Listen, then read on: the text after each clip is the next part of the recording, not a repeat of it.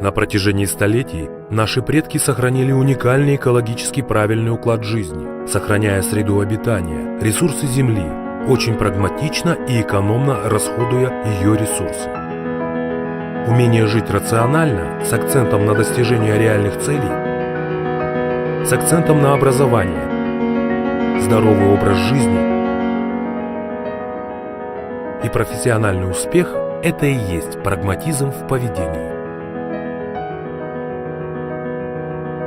Прагматизм означает точное знание своих национальных и личных ресурсов, их экономное расходование, умение планировать свое будущее. Прагматизм есть противоположность расточительности, кичливости, жизни на показ.